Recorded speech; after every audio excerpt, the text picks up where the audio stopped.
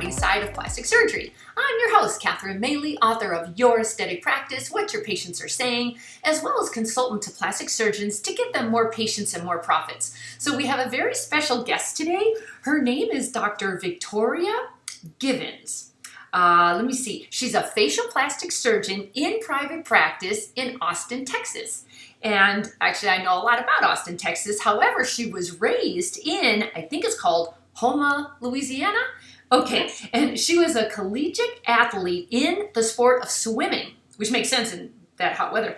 She's earned several honors for athletic as well as academic excellence. Now, she's a member of several medical societies, including the American Academy of Facial and Reconstructive Surgery, and speaks and publishes around the world on her nasal and facial rejuvenation research. Dr. Givens, I want to welcome you to Beauty and the Biz. Thank you so much for having me. I'm very excited to be here today. Sure. So let's just start with the culture shock of moving from, is it Houma? Houma's correct. Houma, yes. Louisiana to Austin, Texas. How different are the two? They're both southern, so that's a good compass. But moving from Louisiana to Texas, it's a little less humid, but still very hot and warm. So it wasn't too much of a culture shock. Houma is a very salt of the earth town, and it's very welcoming. And I found the culture and the people of Austin to be very similar to that, which is nice. Oh, good. That's good. Because you never know. Austin, I actually know a lot about Austin. I've spent a lot of time there, and it definitely has more high tech. But I'm from San Francisco in the Silicon Valley, so to me it was like no big deal. But I found the people very nice, but much more family driven. You know, it had more like a mom and a dad and kids in a yard and a fence, and so I'm not used to that. But it was lovely. I tell you, the real estate there was fantastic. Living in Texas with the tax situation is way better than living here in California. So Yes. yeah, I do see the benefits of Austin, Texas. It's very, very nice. So now, please tell the audience, how long have you been in private practice? So I've been in private practice. I opened on September 1st of 2020. So I've been in practice for just over 4 months now. Unbelievable. So you opened a practice in the middle of COVID. And so how did you immediately go from fellowship to, like, did you immediately jump into private practice, or did you first take a swing at another practice, or how did you do that? I immediately went from fellowship. I finished at the end of June, beginning of July, and I went straight over to Texas, moved everything in, constructed the office, and then opened September 1st. So I've always been someone who's been extremely driven, extremely motivated, and I've just kind of always tried to learn everything I can so that when the time came, I knew that I wanted to work for myself, be able to do my own thing, be my own boss. I decided pre-COVID in about December that I wanted to go to Austin and open a private practice. I kind of done some planning during that time. I went and visited in February and found some locations I liked, and then 2 weeks later, COVID hit. So I was kind of committed already to it, and I just went for it. I've been through quite a few challenges between that February and September time period, but I've made it through so far, and it's been really exciting and exhausting. Good for you. So when you had never been to Austin before until you decided to go there, so were you just Google searching where is a good place to start a practice? So I actually, I had been to Austin for a conference probably during my residency, so about 4 years ago or so, but I hadn't spent any extended amount of time. But actually one of my fellowship director, one of the co-directors, Dr. Hamilton, he's been amazing and he's great with business. I kind of sat down with him when we were operating one day, and I said, look, if you could start over, do your own private practice, no strings attached, where would you go? And he said he would either choose Charlotte or Austin, and I just happened to like Austin a little bit better, and it was closer to home, and so I decided on Austin. And what did he say was so great about Austin, what was he looking at to make that his choice? Well, so he knew I wanted to do mostly cosmetics. I do take some insurance, but I really want to do like 95% cosmetic work, and so to do that, you need, for lack of a better word, dispensable income. And so Austin, if you really do your research and look at the map, at least pre-COVID, it was 2 times the national average as far as employer rate and hiring. The economy was just going through the roof. There were tons of people moving down there. A lot of really big establishments were moving down there as well. So it just seemed like a very ideal place to go. And it wasn't, New Orleans is kind of, you'll notice their expansion around the city, but not really in the city because you're kind of in a bowl almost. Whereas in Austin, Texas, you're kind of able to expand out widely so people can grow in this city. Well, I know when I was in Austin, I used to spend quite a bit of time there. Let's say for 3 years, 2 or 3 years ago, and it was nice. It was very clean where I was. The suburbs were very clean. However, the airport was small, and the transportation's not terrific. Their infrastructure is not there yet. And I think half of California just moved to Austin. Yes, I'm pretty sure. Yes, yeah. I mean, that's all I'm hearing is everyone's leaving California, and I keep thinking, should I be going somewhere? Like, should I leave now? But I don't have to yet because I'm not a gabillionaire, But you're getting quite a bit of Californians there. Yeah. So I just think you better step up and work on the traffic issues and the infrastructure. There was no public transportation that I ever saw. Sure. Yeah, so it's going to have some growing pains. I would agree with you on that. And right now, I mean, even though things have definitely opened back up and there's some traffic in it, I remember when I came down in February to look, it was wall-to-wall traffic at traffic time. And right now, there's still some traffic, but it's not quite how it was before. Mm-hmm. And I don't know how long it will stay exactly like that because with a lot of the tech companies and things, there probably is some ability to work from home for a semi-permanent amount of time. So we'll just have to see. But I agree. Infrastructure is important in this city. Yeah. So where was your fellowship? So my fellowship was in Indianapolis, mm-hmm. Indiana with Dr. Stephen Perkins. Mm-hmm. It was amazing. So you're sitting in Indianapolis, but you're building a practice? Like, did you start building it out before you arrived? So actually, I don't have my own set one building. What it kind of was a stroke of luck, basically. I was looking at one specific area, and just with COVID, things were not moving as I had expected. And so I was actually calling around to see if any of the med spas needed some injectors to, go to a couple times a week or something like that. And I actually got a call back from, they're not technically a med spa, they're a spa that it's actually one building, and there are 5 different offices in it. They have a common reception area, but they're all separate from each other. They're all their own entity, and they had an extra 2 office spaces, and we kind of went back and forth because I told them, I had certain criteria that I needed and would not be okay without, and they met all of those things. And so I do pay rent on my office space, but my rooms in my office itself are built to what I want. I have a procedure room. I have my consult/office room. I have my back door area.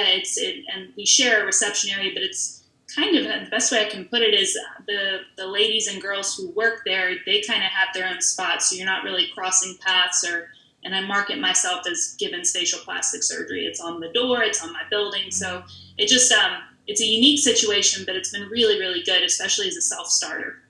So it's still your own thing, but are you trying to feed off of the traffic that's going through there? Is that the point? We sometimes do.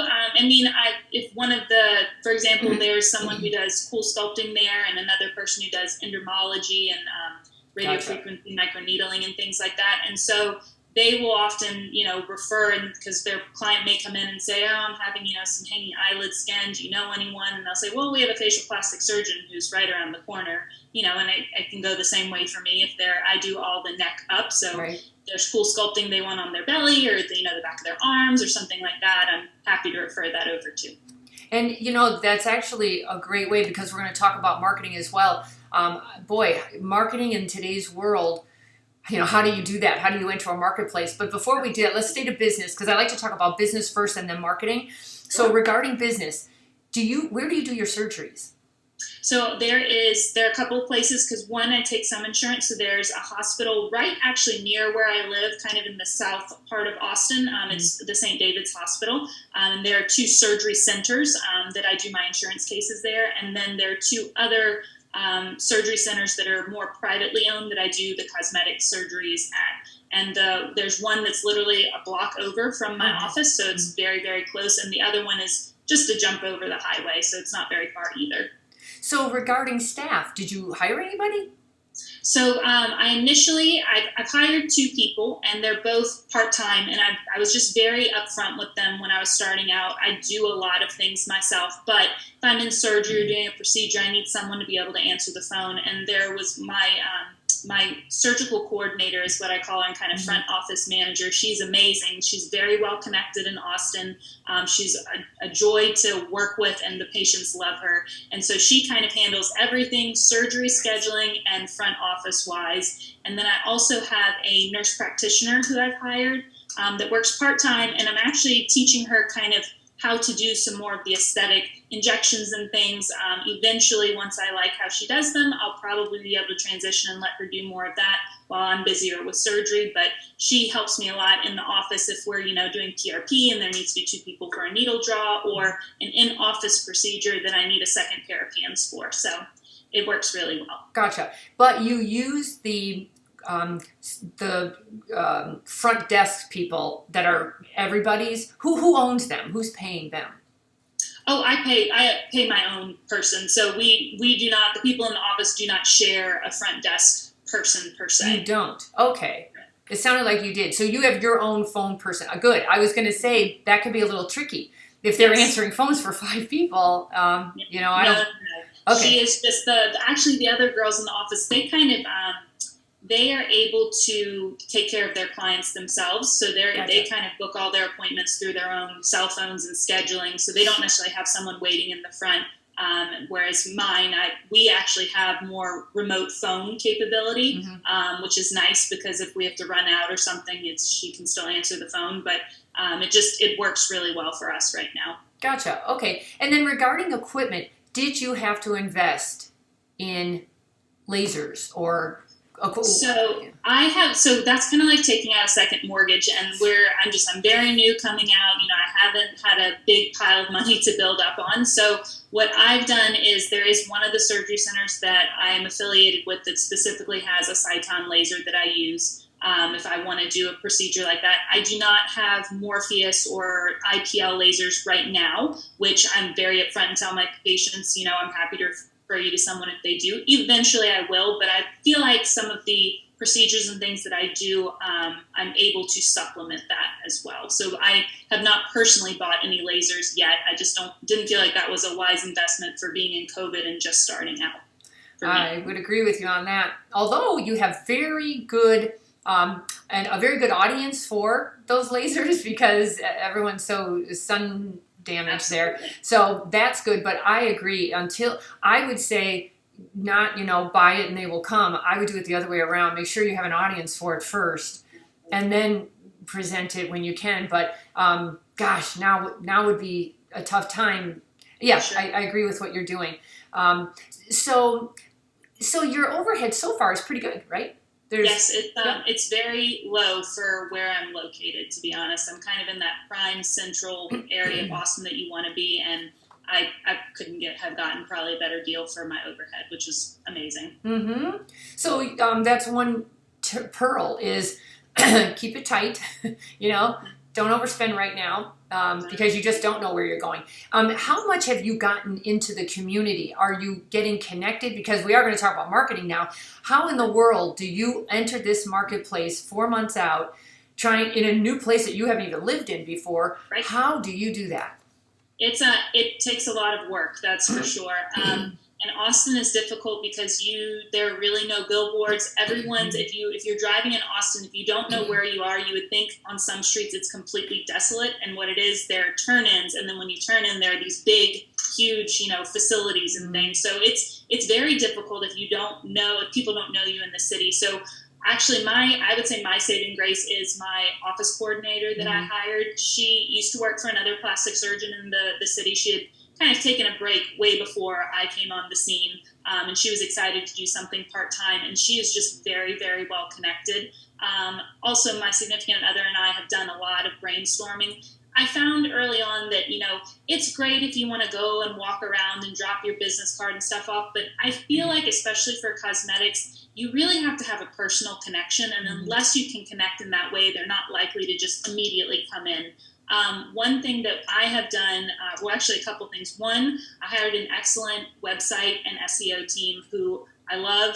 I actually have gotten a lot of my consults that have come on based on how my website looks. They think it's beautiful and they like how it's written and it's very informative. And so I feel like I probably spent more money than maybe a lot of people did on that, but that was well worth it because I'm getting a good return from that. Mm-hmm. The second thing was, well, there are two other things. One other thing was, I know this is different for different states and you can't always do this, but my coordinator has a good amount of kind of friends in the area where she lives, and we threw a Botox party, and we had probably about 15 to 16 people come, and it was just a hit. And that's just I know it's kind of free time where you're giving people information, but I really feel like that helps to establish it. Any way that you can connect with someone and sit down and have a 2 or 3 minute conversation where you can build a level of trust or inform them, they're more likely to come back in. And then the other thing, which I teetered back and forth with because I really didn't want to do a lot of newspaper magazines. I just didn't feel like that was going to reach very well. I have done a commercial for this is my second month in January on KView, which is one of the big news channels in Austin, and I've gotten a really good return. You know, for me, with how I spent it, if I could get one person to come in and sign up for surgery, that would completely cover the cost of what it was to run the commercial. And so I've had that happen for, I've had two patients last month that came in for it and signed up for surgery, so it doubled the amount that I actually spent on it. So it was worth it. What's the format of the commercial? What's the message and who's the audience? Right. So I went for, it's basically a 30-second commercial, which you think is a very, very short time, but actually when you watch it play on the TV, you realize how fast everyone else is talking, so it doesn't seem like that. I may segue into another one at one point, but this one is just a 30-second intro that kind of allows me to talk for probably about 20 of the seconds. It shows different snippets of the inside of the office, me kind of talking to a patient, just so they can see an overview of who I am, how I sound, how they think I'll treat them. I think that can go a long way with people. The other option that I may segue into, if I feel like it is, there's like a 2-minute kind of interview that you can have, but I really wanted to first establish who I am, what my office is, what the brand is, and then get to know a little bit more about me that way. I think the commercial is a great idea, and if they will let you, I think it should grow legs because it's kind of like your PR introductory video. And one thing, new cosmetic patients who don't know what's going on, even if they see you on the website, they're like, "Who are you?" You know what? Right. That's why everyone runs to social. We're trying to figure out who is this person. So if you show them your office, your philosophy, they're much more apt to respond to that. And you being a woman, I think, is super helpful. Who's your target market? My thing went off. So there, I lost it. Sorry, I'm back. So my target market is pretty much anyone, but my major target would be anyone pretty wide range from their 20s to 70s, because I have two groups. It's mostly going to be females, but I see males as well. There are different issues that they have, but you're going to have that younger, what I call the pre-rejuvenation movement, meaning they're in their 20s, they want to be prophylactic and they don't want any surgery yet, and they're not quite there. So you have your Botox, your fillers, your maintenance skincare, right? Or you might have some minor surgeries like buccal fat removal or some, rhinoplasty and things like that. And then you move on to the, 40 to 70 age group that we're starting to get into aging face and things like that. And so I feel like you have those two main target groups, but if you can get someone who's in their, younger 20s, 30s, and they trust you and they like what we've done, they're going to stay with you all throughout unless they move to a different city usually. So, but my main target would be females,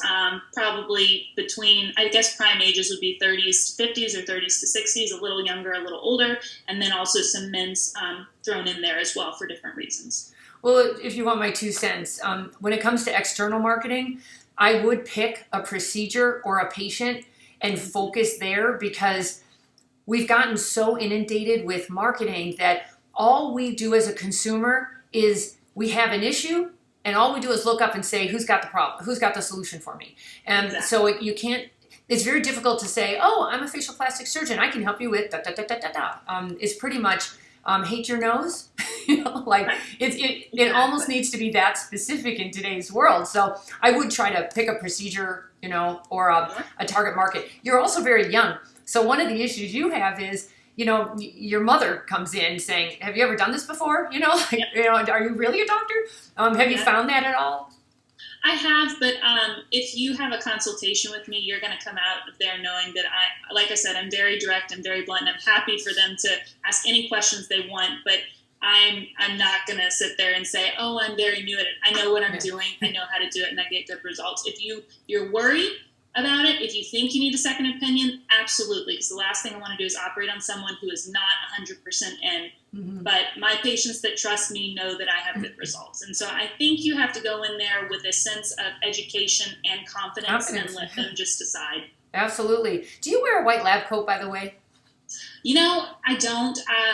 I think it's from being in the hospitals with ENT and always wearing them. I just feel like I think they look great, and sometimes I will, but honestly, in my personal opinion, I feel like they get so dirty because you're always touching everyone. The sleeves are on something if you're on a hospital bed, and just it's not my favorite thing to do. But I will, if I feel like I need to, or if I have. Sometimes I've gotten a call from a patient that wasn't scheduled that, had a quick trauma or something, and I don't have time to run home, and I'm in these clothes that I wouldn't normally wear to work. I'll throw one on, it just looks a little better, that kind of thing. Okay. I have noticed that the trend seems to be the real surgeons don't wear one, and the other surgeons, like the weekend surgeons, do wear one. Yeah. So and then you wonder why the patients are confused. The consumers are confused. Exactly. Like who's who? Yeah. So that's very interesting. Just watching that. Well, and it's funny too. I don't know if you've ever seen I have a habit of, for consult days and everything, you kind of dress to the nines and everything. But, if you have some of the post-op days, you're coming from surgery, so you're running between two places, and you come in and your scrubs, and they're like, oh, you look different today. It's like, yeah, I know. But you really do. You'll look different. Yes. I wrote a book called Your Aesthetic Practice, What Your Patients Are Saying. And this was several years ago. And I asked them the question, what did you want your surgeon to be wearing during the consultation? And the answer was, resoundingly, the lab coat. It was more credible. They thought the suit and tie was a little too salesy, and they thought the scrubs was too scary. Gotcha. Well, maybe I should start wearing a white coat for every consult then. I don't know. Just maybe the times have also changed so much. Everything's so much more casual, but that's an issue because then they become your best friend, and they want to negotiate, and they want a little extra. Have you found that at all? I try to treat all my patients the same. Yes, it's a little more difficult when you actually know those patients, whether you've made friends with them or not. But generally, they don't try to take advantage. You're always going to have some that do, and you kind of just have to, gently let them back down. But yeah, I know what you're talking about. Yeah. It makes sense. Well, I've just noticed that it's gotten a lot more casual. It used to be you were up here with God, and the consumer was down here. Sitting on your every word, and buying what you're saying. And now they come with their own research and their own questions and their own recommendations for what they think they should have done. What do you do, by the way, when that happens? When they show up and, with the celebrity photos or let me tell you what I need. How do you handle that?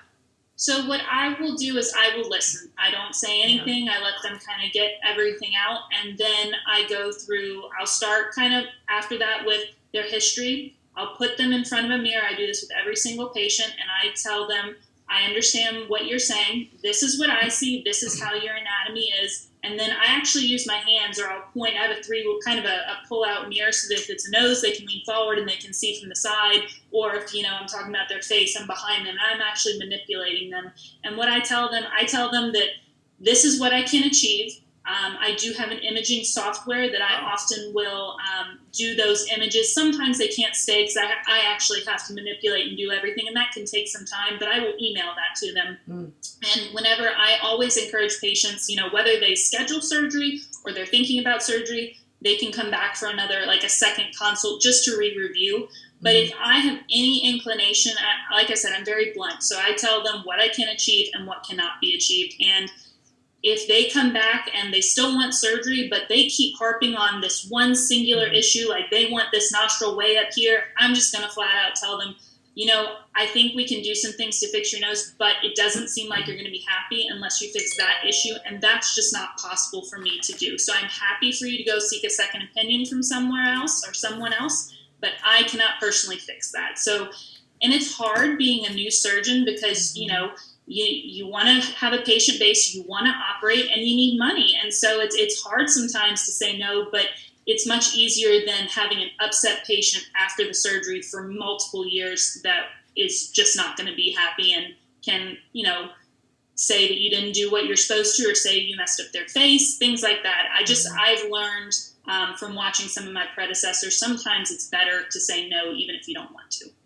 I did a podcast with a doctor on the East Coast, and he wrote a book on the old, you can't make these people happy. I mean, especially rhinoplasty. He just really looked at this, and he dissected that, you know, most people are so full of shame, and somehow the shame is being directed to the nose, and, you know, they're on their third rhinoplasty, and that's a slippery slope, isn't it? By the way, you are surrounded by some pretty big heavy hitters in your area. Yes. I know your area well. How did you enter the marketplace? Regarding price, are you trying to come in a bit less? Are you trying to match it? How are you handling that price and competition? Sure. I stay competitive. I may be on the lower end of some of the highest prices. Like, I don't want to be the highest. I don't necessarily need to be the lowest. I understand that, you know, I'm the new person coming into town. But I will say on certain procedures, I feel like I'm just as good as that other person at doing them. And it's fine if that person doesn't think so or a patient doesn't think so, but I never want to be right now, I don't want to be the highest, but I also don't want to be a lowball and make it sound like I don't know what I'm doing either. So I try to gauge it very competitively to others and try to do it fairly.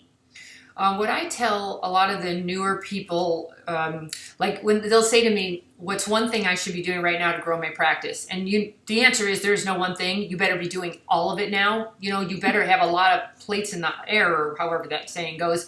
But there are two things specifically: more photos and more reviews. I just think social proof has become so important due to us being all over the place. Now we all have to be transparent. You poor surgeons have to be surgeons and marketers and the manager and the visionary and the leader. And dear Lord, how are you handling your branding? How did you know, your website's lovely, by the way, but people have to get to your website. And typically it takes a long time. It takes several months for that SEO to kick in, if at all. And it's also due to the competitive nature of your area. So what is your branding, or where are you trying to go with your vision? So I think my biggest thing was my website team is also a very huge SEO, and they get results, and I love them. So that was kind of my biggest thing, because I don't really have any other way to grow other than that. There are some other things, but that's, you know, a main natural way to go. Brand-wise, you know, I kind of market myself as, probably as most facial plastic surgeons do, kind of a boutique, state-of-the-art, once-in-a-lifetime experience. And my big thing is, especially me being new and me not having, you know, thousands of patients, I can be a little more personable. I can be a little more available. So kind of that personal care and touch is how I handle that right now. As far as the future for my branding, you know, I look to the future, but then when you think of things like COVID, you have all these plans and everything, you know, kind of blows up. So I think kind of in moderate long term, but a little more short term right now. You know, I'm trying to make sure I keep that establishment that I have, continue to grow it. And then I think that will come with time. You know, once I have more patients, then, you know, I expand, or I think about going to a bigger, you know, office if I need it, or something like that. But right now I'm able to do a lot of things in what I've been given. So. Where do you fit in with social media? Sure. So I have an Instagram, I have a YouTube, I do IGTV, I have a Facebook. A lot of them are very connected with each other. I do post, you know, videos and photos and things, but it is going to take some time to grow. You know, I have a lot of people from Louisiana or Indiana that follow me, but I'm new to Texas. So I think it is very helpful once you get people driving to that area. But until then, you know, it's definitely a focus. I make sure to post things, but, you know, for me, I think it's a little more important to try to actually get out and meet people so that I can get them in the office in some way. So how much time do you think you spend on social media in a day or a week? I kind of pre-plan. So on Sundays, like a lot of times if I know I'm a little OCD, so I have a little calendar of like certain things that I want or a set saved pictures. So I have 2 apps. I have a Video Leap app that helps me to edit a video pretty darn quickly, and then I have the Canva app that I use for photos and things, and then Visco that just helps with some of the if you have bad lighting or something in a photo, it helps with some of those filters. But I'd probably say on Sundays I sit down and I will either post 1 to 3 times a week. I know some people post every single day. I know some people do more than that. It's just not for me right now. I don't feel like I need to. If I need to get to that point, I would probably hire like a younger person in college that wants a little internship, something like that. But I probably, in a nutshell, I would spend probably a solid hour and a half on Sundays just putting everything together. And then I just I have my alarm set at 1 p.m. I know people use like Later and Hootsuite and all that. But I just find it easier if I have my alarm set. I literally just upload it and I email what I want written and I upload that and it's done. So. Nice. So let's say the Botox parties, have you been very good? Because the way I envision it for you, anybody, is you had these 15 women face to face with them. I know you're probably a gentle injector, hopefully. They didn't get bruising. It was a lovely experience. And now you need those 15 to tell 2 of their friends. There was an old shampoo commercial. Those 2 told those 2, and then they told 2 more and 2 more. If there is some way you could make that grow, that's an asset there. You started with 15 and you ended up with hopefully 150, Right. So do you have any, are you planning that kind of thing? Are you I am. There are a couple of girls from that party, and then I did a grand opening back in October, and I had some raffles and giveaways, and one of them was a Botox party, and so that person is also planning. It's been a little difficult with COVID and everything up until this past month, and some people wanted to wait until the new year, so I definitely have some things in the works. We're just they have to pick a date that works for them. So for sure. Gosh, kudos to you for growing this during just in general, let alone with COVID too. You have a lot going against you, but the good news is you are going to be so proud of yourself when you pull this off, So, yes, absolutely. Yeah. So let's talk about mindset for a second, because we talk about business, then we talk about marketing, and then we talk about mindset. So how are you staying optimistic, jazzed, enthusiastic? Do you read or watch anything in particular? So I just take it one day at a time. Some days are a little better than others. I always, even if I get aggravated, I have to remember how thankful I am, because I would say, after going through residency and fellowship was a breeze compared to residency, but you're finally getting to do, I'm talking to myself, I'm finally getting to do what I've always wanted to do. And so even when I get flustered or, I feel like there's a little fire that I have to put out every day, because, in med school and residency fellowship, you're not necessarily taught about the business end of things. So you're kind of learning as you go in some aspects. And so it can be frustrating or time consuming. You thought you had a couple hours to handle this, and now something else popped up that takes all that time. So I think taking one day at a time, knowing that you can only do so much, you can only control the controllables, and it's always going to be there the next day. You have to be able to remember, you have to put it down at some point during the day. You cannot do it at 6 a.m. till 6 a.m. the next morning. It's just, you're going to go crazy. I do try to take some time off after dinner and just, close the computer, watch some TV, relax. Unfortunately, right now, our ENT oral boards that we were supposed to take last March, they got canceled a week and a half before. They're now in February, so now I'm starting to re-study for them, so I don't get to do as much pleasure reading as I'd like. But I do try to take at least one day of the weekend to do something that is, not medical related, and it really refreshes you, even though you feel like you should be doing it all the time. Are you still swimming? I got really burnt out after college, so I had not, but I did join a gym very close to my house that has a pool, so I'm very excited about it. It's a little cold right now during the morning, so I don't go, but I think when it warms up again, I will. I wonder how much of your drive came from your days of being an athlete. Probably right? All of it. Yeah. Swimming, you have to have a lot of time commitment, especially in college. I mean, you're you're working, you're swimming twice a day, and then you have your weights or you're running. So you're probably working out about 7 hours a day. And so I think if you're able to, I get a lot of my focus, drive, and discipline from that. And I'm an extremely focused person. So, and I go for just what I want. So it's a combination, but swimming definitely has helped me throughout my life to kind of set and discipline myself along the way, and persevere is probably the biggest thing. Are there any mentors or authors you follow or YouTube people you follow to keep you motivated? I don't know about YouTube, but just some of the people in my life. There are certain faculty members during my ENT residency, my fellowship director for facial plastics, and then honestly, my swim coach growing up, he was like a second dad to me. He's since passed away, but I've had a very good support system from friends and family around me that I haven't had to necessarily look to like YouTube or social media or, TV to really help me harness or look up to something, which is nice. I think you just had so much good stuff happen early on. You learned discipline early, yes, and you didn't have to learn it later, Yeah.